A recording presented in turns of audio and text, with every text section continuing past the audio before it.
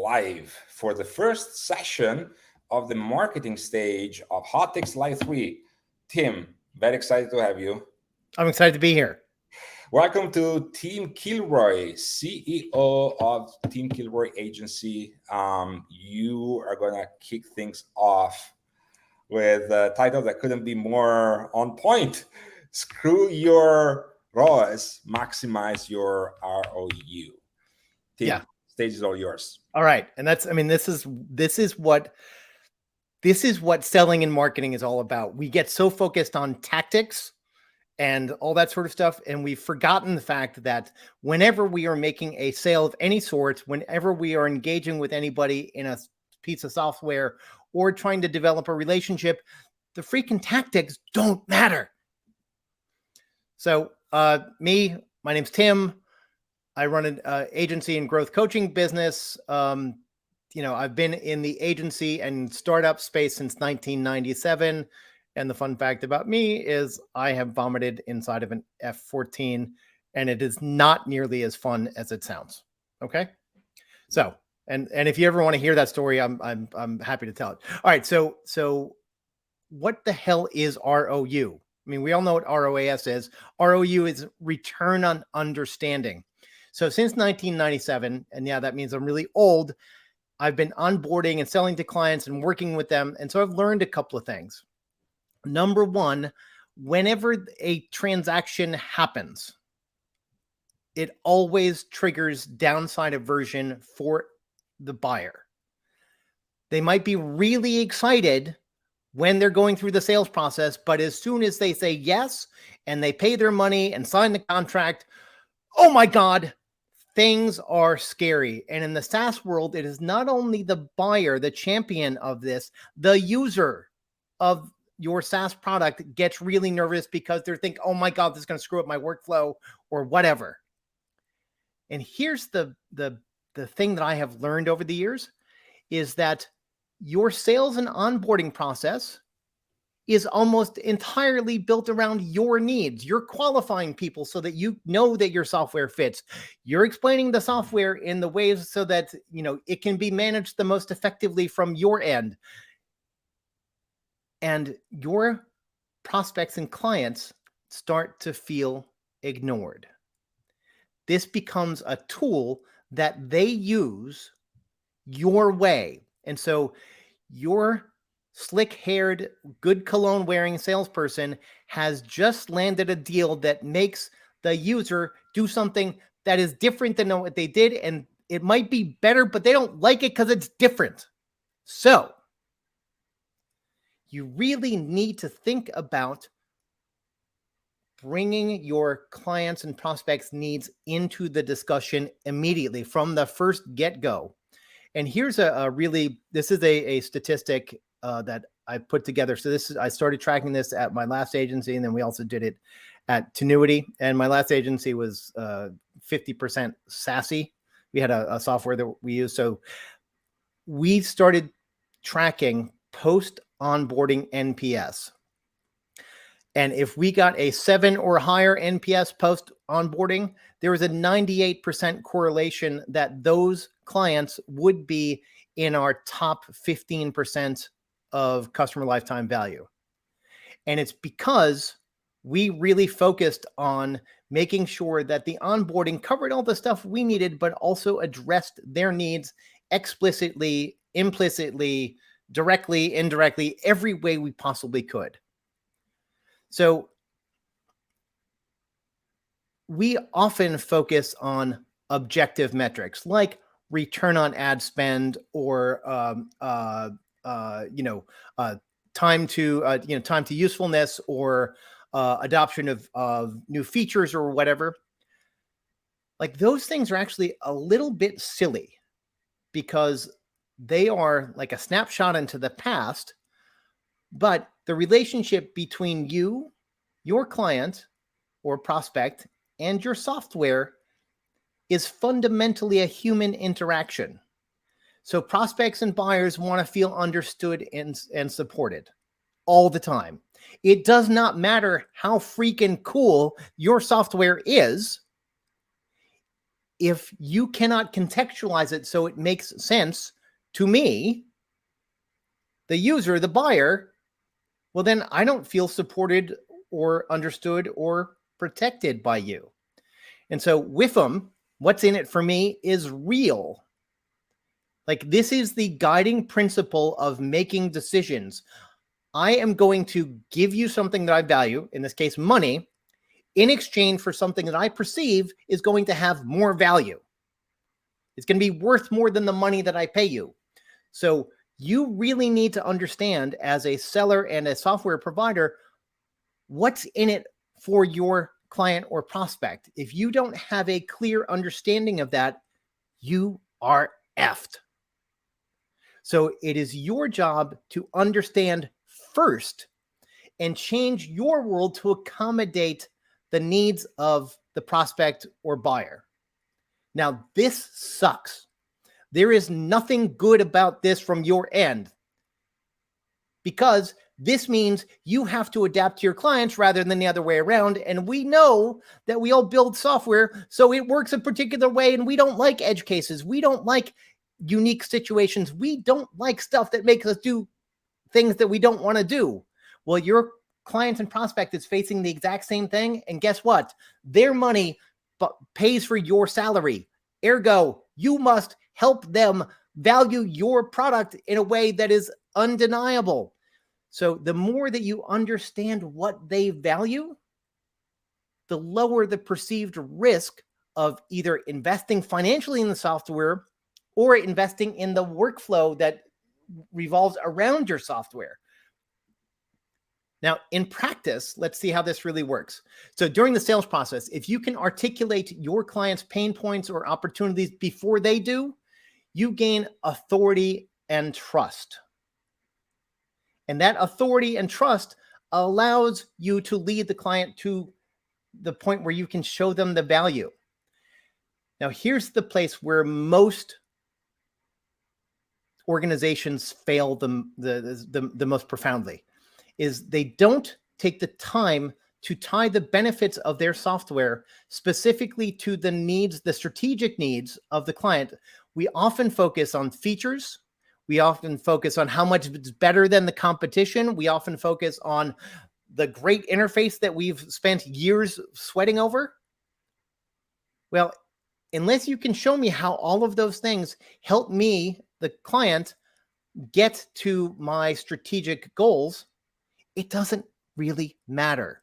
So throughout the sales process, the onboarding process, and the account engagement process, we need to be regularly tying the activities of the software to the progress towards the strategic goals of the client.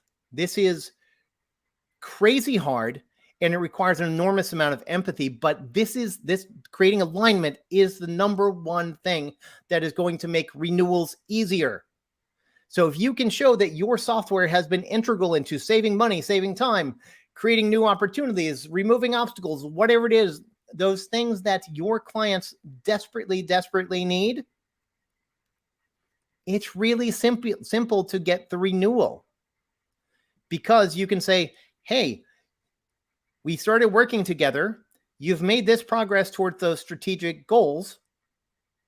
Isn't that awesome? Please sign the next contract.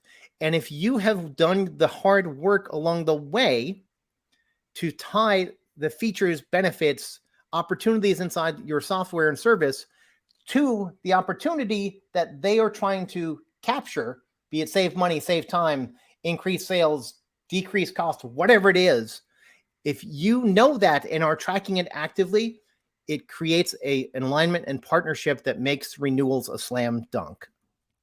All right. So the key takeaway here, like, increasing your ad spend does not grow your market nearly as quickly as understanding your prospects and clients in a really deep and profound way. Now, I wish like somebody like Nietzsche had said that, and so it had more weight. I said that. So whatever, like, take it for what it's worth. All right.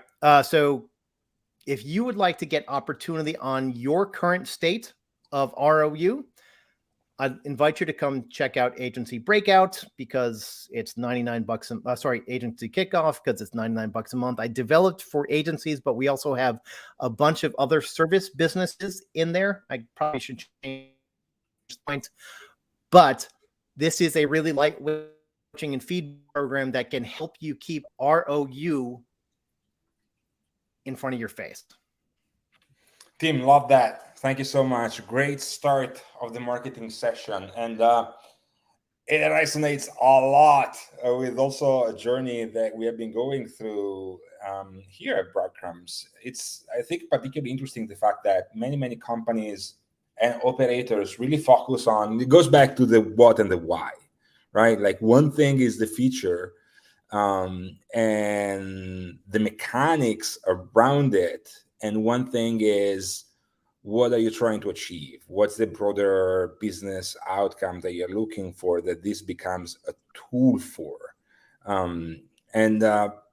I find that particularly fascinating because the more companies can tie one to the other, the more they can be successful and accelerate a bunch of other processes as opposed to not.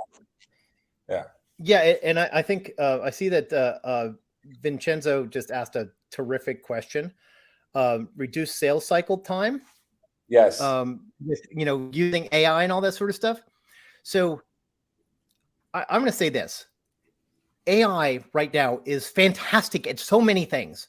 It makes hard things pretty easy, right? It creates connections that you don't see.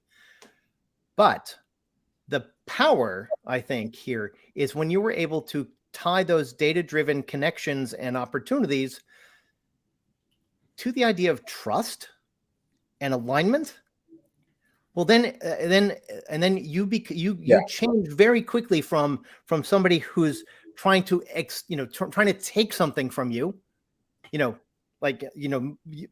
We've all been sold, and we feel like the person on the other end is like, well, just sign the contract for God's sake. Like, it's easy. Like, it's Get great. It done already. Like, come on. What are you waiting for? Like, do you hate money, bro? That sort of stuff.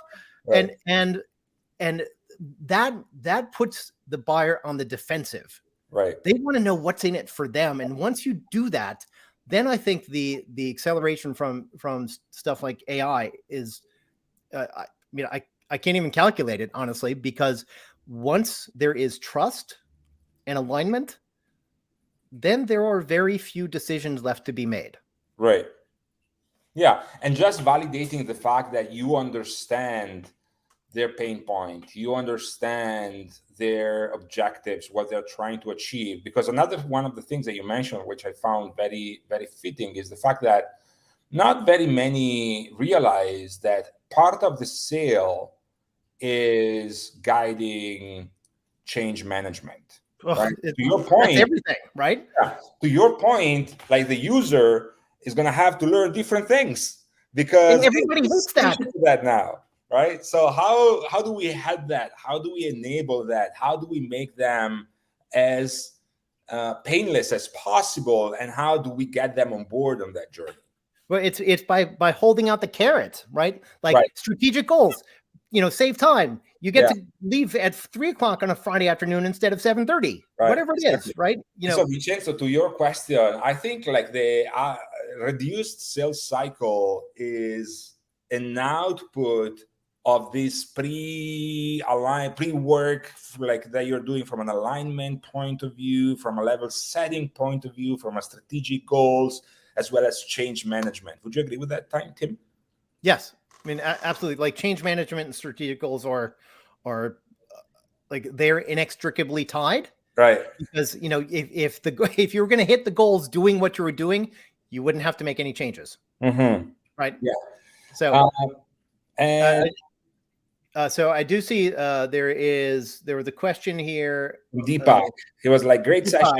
This is another topic that I wanted to touch on with you super quick. So he's saying, Deepak, thank you. Just had a question. Isn't asking for an NPS soon after onboarding too early? No, because all you're asking them is about the NPS, about the onboarding. And the questions are like really simple, like, did we do a good job? Like, did we answer your question? So far. And honestly, it sets up it sets up the positive or negative. It sets up a regular feedback loop. Right. Because the worst thing that can happen is that you touch base with your customers once a month, and when you, as the AE or whatever, you look in and their usage has dropped dramatically. You're like, well, at that point, it's too late. Like, and so the more regularly you can incorporate feedback about specific things, not like, would you recommend us to a friend? No, you can't do that early on. But did we do a good job in onboarding you, and do you feel understood, heard, and know what's happening next? Right. Oh yeah, you do. Awesome, cool. Right. Last question from my end, Tim. So we talked about ROU, right? Return on understanding, and lots of when we talk about KPIs, there is lots of infrastructure around them, lots of frameworks around them, lots of way of measuring. And you mentioned NPS as a way of measuring that. Is that the way in which you're measuring that, or are there other ways to measure? So I think the way to sort of measure this is at scale, certainly, is by identifying friction points. Are the friction points around contract? Are they around terms? Are they around onboarding? Whatever those friction points are, and your team already knows exactly what they are because they go through them every day. Right. And if you make a concerted effort to focus specifically on those friction points and figure out what you don't understand that's making that's creating those friction points, then if you can measure the reduction in friction, and this is in ROU, it's an emotional KPI. It's very soft and squishy. It's like, it's very kindergarten-y, like, friend, are you feeling understood today? Right. Do you know that we love you? But that's what you really need to, like, it's the reduction of friction in the process. If stuff was hard and it becomes a little bit easier, it's not your process that's better. So I would argue that the way of measuring that, it's not one specific number, but just improvements around your processes. If there are things that are working better than before, that's because you're understanding more. Yeah. So like you can understand that you're asking too much of a prospect at a particular point. Right. And so like they slow down the sales process, or you're asking way too much of somebody during onboarding and they might not be ready for the things you're asking for 2 weeks post onboarding. I think there's an awful lot of there's a lot of squishiness here, but like you're all smart and it does translate into like operational elements that you can look for and apply. Yeah, like if you your team already knows where the friction points are. If you start there and just really look at those friction points from the client perspective, and you understand like, oh, crap, like we're asking them to fill out a 97 question sheet before our kickoff meeting. Nobody wants to do that. Right. Tim, love that. We are at time. I have to kick you out. All right, kick me out. Love you guys. This was a lot of fun. We're going to jump offline for like 100 seconds and then be back with your next speaker. Thank you so much, Tim. All right. See ya.